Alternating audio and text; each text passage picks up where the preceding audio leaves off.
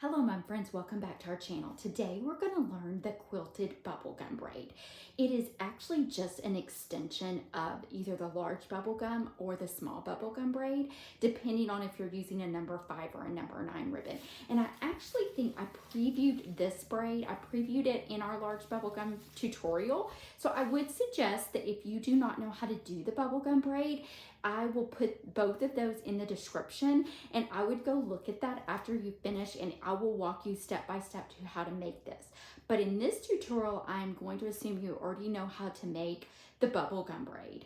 And then we're going to show you this really simple technique to take that bubblegum braid up to the next level. It actually was introduced to us at 2 seasons ago at our Bling conference. And so Rain and I have had a season to play with it. And Denise Mays introduced it to us. If you are in the Wiley area, I would highly suggest taking a look at her website. Her company is It's All About Mums, and she makes amazing mums. But the technique is very simple. So we're gonna go pretty quickly through the technique, and then I wanna show you a couple tricks and variations that Rain and I kind of did as we worked through the season last year, and actually one of my really favorite ways that I actually use the quilted bubblegum. So let's get started. Before I forget, don't forget to like and subscribe, hit that little bell so you'll be notified when we post new videos. Oh, and I'm also posting an even different variation of this braid today as well that's brand new to us for 2024. So make sure to check that out as well. So this is what Rayanne and I call the small bubblegum braid for our clients. It is made with the number 5 ribbon. So we're going to take this and we're going to turn it into the quilted bubblegum braid and level it up just a little bit. So basically, you would need about 3 yards of ribbon. I will say I've tried to get this exact, but what I've found is that it's actually better to have a little bit of extra ribbon, because as you get towards the end, it's a little bit harder to keep your triangles nice and crisp if your ribbon's getting really short. So since this is garter length, I pulled 1.5 yards.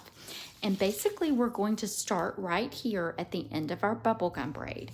And the key thing to remember this is the shiny side always stays up, and you don't have to double it. The shiny side always stays up. And the first thing we're gonna do is we're gonna pull this all the way through. And then if you have a regular stapler, you can stop right here and you can staple. But if you have a P3 or a B8 Bostik or anyone that has the flat bottom side, then you can turn it upside down and put your stapler in there. And we always staple upside down anyway. That way this smooth side of the staple is going to be on the back part of the braid. And then I always just give it a little tug to make sure that my staple's good. And then we're going to grab the ribbon and you're going to find the end of the ribbon. The key to this is to make sure that that shiny side stays up. And then we're going to put the shiny side through again. A little trick that I've learned that makes this go a little bit quicker, and I'll do it the next time, but I want to show you this way first, is I will also weave that one as well. But I want to go ahead and pull this one all the way so that you can see kind of how it works. So as it weaves, this is one of those great braids. It kind of just naturally does it on its own. But as you get closer to the end, you're going to tuck it in right here, and this is still going to be shiny side up. And it's funny, it doesn't really matter what particular length, it's still going to do what you need it to do. And I just always crease it right there, and then as you pull it through, it's gonna make that triangle. And then before you close it down, I just always try to make sure that it's straight here and we get a nice even point. You don't want to pull too hard or it's gonna come through too far. So then you're ready to just do your next one. So let me show you why I think it's easier to do it that way. So instead of finding the end, what I'm going to do is I'm going to weave it through again. Shiny side up is the key part. This is shiny side up and this is shiny side up. And what I like to do is weave it through and then grab it and weave it through one more time. That way I don't have to find that end of the ribbon next time.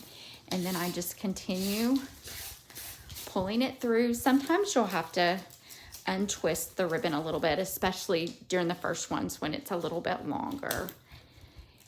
And then again, you're just going to crease it and make sure it's good.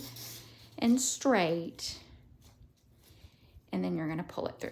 So let me do it one more time. I'm gonna pull this one again, and I'm gonna go ahead and weave it in there. And then we're just gonna pull this ribbon through, and then we're gonna crease it again. When you crease it, you'll know you're creasing it right because the non-shiny side is going to be up right here. But then when you pull it through, only the shiny side is what is going to make your triangle. I thought I'd show you from a little bit different angle, and then I'll speed it up and I'll show you how to finish it. I did want to show you that it really doesn't matter, if you'll watch, when you make that crease as to the length of that ribbon.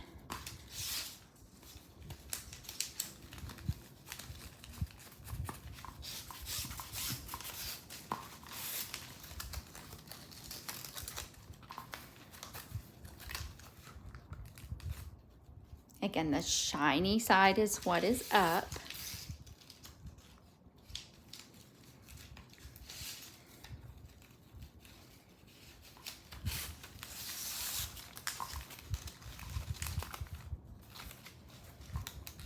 And when you crease it here, this part right here is the non-shiny side.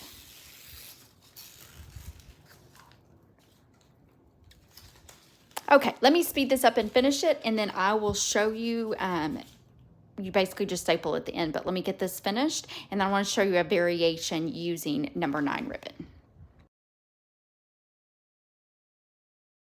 As we get to the end, I just wanted to kind of show you why I think it's good to have a little bit of extra ribbon, because you really want to be able to keep having enough ribbon for you to get that triangle tight.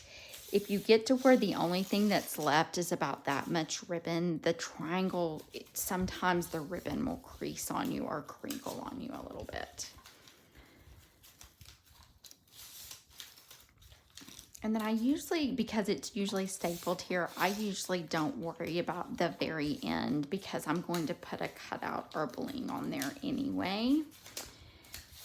But it's nice just to have that little bit of extra ribbon as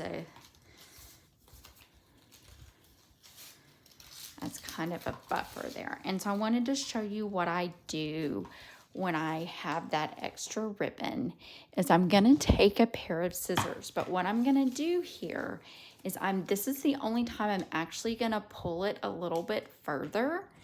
That way I can cut my ribbon.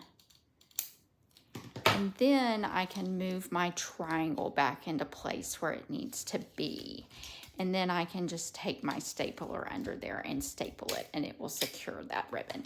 And again, if you don't have a stapler that will do that, you can just go ahead and put it here and then put a little bit of bling, or you can take this staple out and go all the way to the bottom, and then you'll only have one place where you need a little bling. Again, Rayan and I always like to put the smooth side of the staple on the back side so that it never catches on anything. So there is our quilted bubblegum braid, and I want to show you now how to do it on a number 9, but I'm going to show you what kind of became my favorite variation of this braid during the season. So I'll be right back.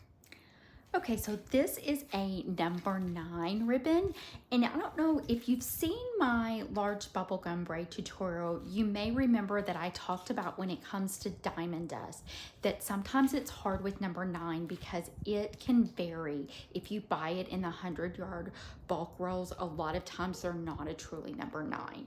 The only true number 9 we've really found has been this ACI accessories, and it only comes in a 25-yard roll. We've we see it at the sale place, and then you can also buy it through ACI. So since it costs me a little bit more per yard because it's 25, I try to use it a little bit less sparingly. And I know I showed you the little trick how I put it in there on the large bubble gum, but I wanted to show you, and this I just like it from that cost standpoint, but also from a design standpoint. I like doing my quilted bubble gums in kind of sets of 3 and then varying up the pattern a little bit. It just allows me to have even more variation. Of course, with the number 9, I will let you know you can go all the way down just like we did on our small bubble gum, and it would be the same 36 inches. But what I have done is I've cut 12-inch strips here. And this one, I will say, you're gonna really need a flathead stapler for this because you need to hide your staples a little more often. But basically, we're just gonna weave it through the same way that we did on the other one. And then get it good and secure. And I'm kind of glad with the Diamond Dust, you can really see the shiny side versus the non-shiny side and how it weaves through. I will say with the Diamond Dust, you sometimes have to work a little bit harder to make sure that you get your ends really good and crisp. And so I would just be a little extra careful on that. The other thing I like about it is that you don't have to, you're not messing with as much ribbon when you're doing this way. It is a little bit more stapling, but I like how it varies up the pattern and you don't have to worry about it. And then doing this also reminds me a little bit, as you can see, that Diamond Dust. Okay. I would not do the quilted bubblegum if you have a bubblegum that has white that's not doubled, because what's going to happen is, say we wanted to put a darker colored ribbon underneath there, you're going to see that ribbon. And so this one happens to be doubled. It's not as big of a deal with silver Diamond Dust. Sometimes we don't worry about that one as much, but with a colored ribbon, you would really see it. So I would just make sure, if you know you're going to turn your bubble gums into a quilted, that you double that white.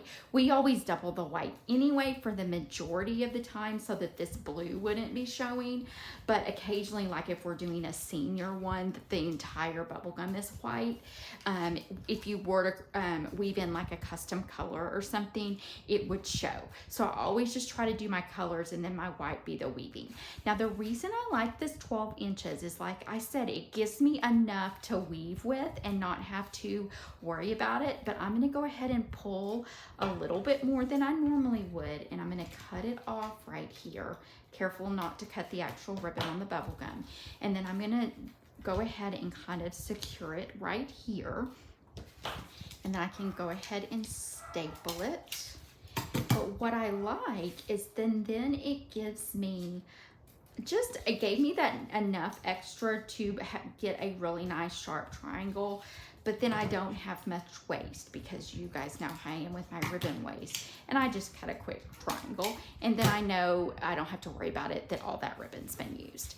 And then what I can do is I can skip these 3, and then we can go and just repeat that again. Whichever one that you want your first weave to be at is the one that you're going to weave through. And again, I'm usually a little bit slower with the Diamond Dust because it tends to catch on the acetate ribbon a little bit, and then you have to really play with it just a little bit more than normal acetate ribbon to get it to give you that pretty triangle. And then we just are going to repeat that process all the way down with our 12-inch strips until we get to the end. So there's the end of our quilted bubblegum with the variation of doing 3 at a time. I'm not going to go through bling on this video since really I bling it out very similar to the large bubble gum. You can go and look at that, but I did want to show you a couple other variations. So you can take and you can put a number 3 or number 5 ribbon and weave it into a number 9. In this particular one, I've actually put a number 3, then a number 5, and weaved it into a number 9. In this particular one, I did the same thing, and that I only did partial, and I used the same staple method. And this one is a number 9, weaved into a number 9, but then because I don't like to use as much of that number 9 diamond dust, I weaved in a number 5 in the middle, and then I went back to a white number 9. So there's lots of different variations you can do. I did want to show you real quick. I actually got this one almost all the way done because I didn't want you to have to sit through the entire weaving process, but I wanted to show you. I don't weave a lot of times with 2 on the other. That's just my preference. It just doesn't seem as sharp to me, but it does allow you to add lots of color. And like, I love it. I would say if you're gonna do that, I would have more of a variation as opposed to like the white and the diamond dust. But I wanted to show you a trick that what I do when I'm weaving both is because you're gonna want your number 5 to be on the top part, is I just take a little bit of a glue dot and I will put a glue dot here and secure this so that I don't have to worry about it coming apart. But it's better than a staple because a staple can get caught while you're weaving. But let me pause for a second. I want to get this in a little bit closer, or I'll just lift it up so that you can see. The thing is, when you're weaving 2 at a time, is you have to be a little more careful to make sure that the smaller ribbon stays on the top, both when you're weaving this direction and then when you go to crease it, you want to make sure that your smaller ribbon is on the top when it creases it, and hold it on the top when you pull it through. That will keep it to where both of them have as sharp of a point as they can. And then when you go to weave it through again, it's nice to already have this part together and you don't have to worry about it. So you can weave it through, and then as you get a little bit closer, just make sure when you crease it that this part stays on the top. And then when you pull it through.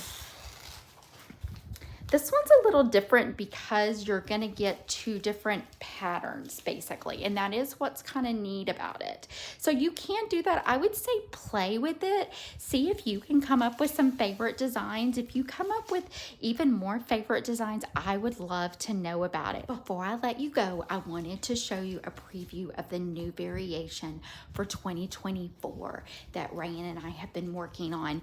And this, we're actually decided we're gonna call them 2 different names because they're just different enough for our clients that we want our clients to be able to pick which one they want. But we're gonna call this one the double quilted bubblegum and this one the deluxe quilted bubblegum. But I'm going to post them in the same video. So look for that at the end of this video and go check it out. I'm really excited about all the variations we can do. And then stick around and I'll show you a couple more of the quilted bubblegum on a mumming garter. I will see you soon, friends.